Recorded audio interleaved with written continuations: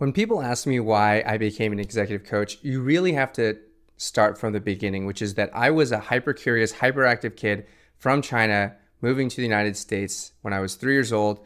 I was bouncing around the walls, and the gymnastics facility that my mom was coaching in, because she was a coach herself, was the first place where I could put some energy out, I could gain some skills, connect with others, and calm down.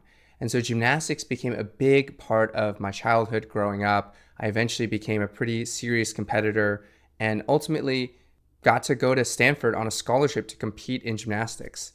Growing up, my mom was a gymnastics coach. She was a teacher. My dad worked for the Department of Education in the state of Massachusetts. He also started a Chinese language school in our area. So I was surrounded by people who were interested in human development, in learning, in education. And I loved technology, but I didn't really know what careers existed out there. I didn't know much about business and Silicon Valley and any of that stuff. Getting to Stanford was the first time where I really got to experience this venture-backed startup mentality, and being surrounded by all this, I was captivated. I love Silicon Valley! I fell in love with that and spent the next 14 years building, scaling, leading product teams, marketing teams, and entire companies around software that could change the world.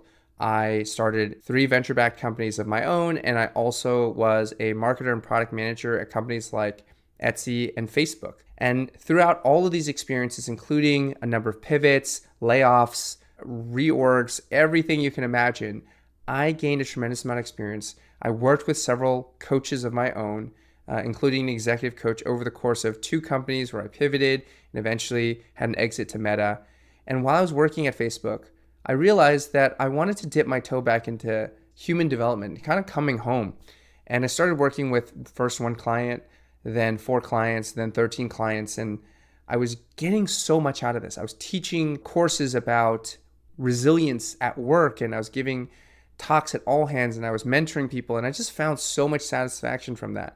And as I entered my late 30s and started to take stock of what I wanted to do with the rest of my life, I felt like this was the real sort of place for me to plant myself and grow and develop and support founders, executives, and other outlier talents that I just feel such a kinship with for myself, for my wife, who is a multidisciplinary artist that has experienced tremendous acclaim.